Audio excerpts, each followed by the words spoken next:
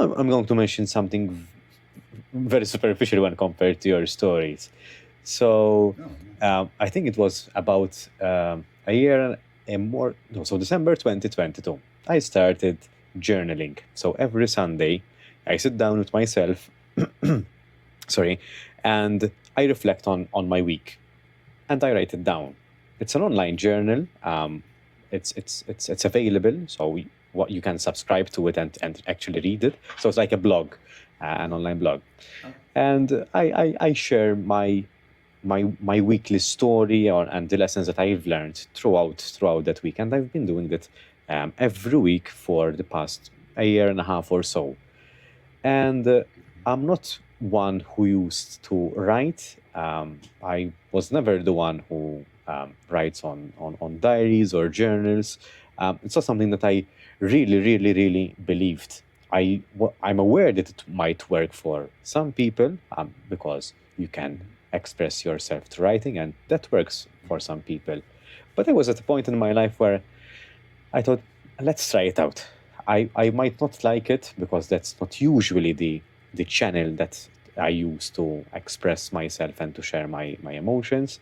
And I took the leap, and because I wanted to perhaps test myself even further, I decided to do it online, which in return helps with accountability because there are Sundays where I don't feel like writing the journal. And it takes an hour and a half usually to write it down and to put in photos of it and to make it pleasant for the readers as well. So it's um, Sunday night at around 10, you start writing. It's the last thing that you want to do on a Sunday night usually. But yeah. it became also therapeutic in a way. After 6 months or so of doing this every week, I found it very insightful. It used to calm me. It still is. It calms you down, at least for me, and you're able to celebrate the things that happened for you, to use another word that you shared, the things that happened for you. Because sometimes we take things for granted, and a week is filled with so many little things that they go past our heads like nothing. Yeah. Sometimes, and literally, I have a screen right in front of me and the screen right here, and I'm writing on this screen, and I have my calendar on this one, and I say, okay, on Monday, what happened on Monday, and I start going day by day, and sometimes it happens to me. Oh, on Tuesday I did that. I had that meeting. I had that conversation, and the week goes by so fast because of so many things you'd understand because you're also an entrepreneur and have so many moving parts that the week goes Oh yeah. by so fast that sometimes you lose track Oh of yeah. time itself and of the things that you did. So it's for me it's very useful. But I had to go through it myself. Now when I'm giving a workshop and I say or suggest that you should start journaling, I have a story to share. This is my story about the journal, and this is my take. Yeah. Sometimes we have to try things out for ourselves. Yeah. Exactly. And I think I've had so many people tell me to journal, and I've tried a few times. It's funny because I love to write, but I never journal. Though I am, it's the new kind of skill that I want to Okay. develop for myself because I know that writing it out.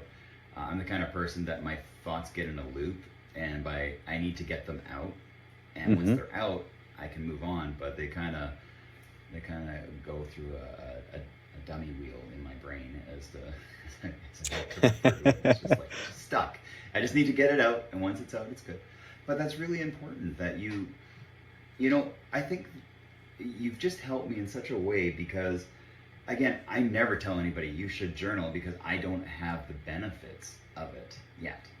But Yeah. hearing your story and what you're doing and why you're doing it and everything, it just resonates differently. And you can hear it from different people, but sometimes you need to hear the same thing over and over from different sources in different ways. And then sometimes it's like the straw that tilts the scale, and other times it's just like it's the right time for it.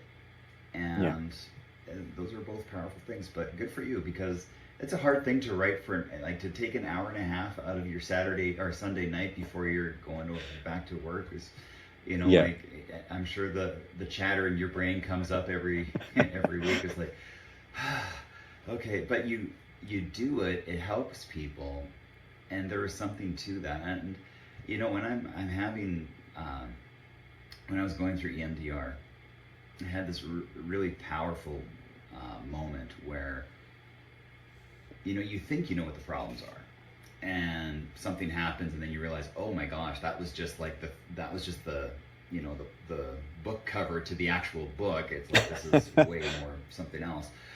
And I remember I left there.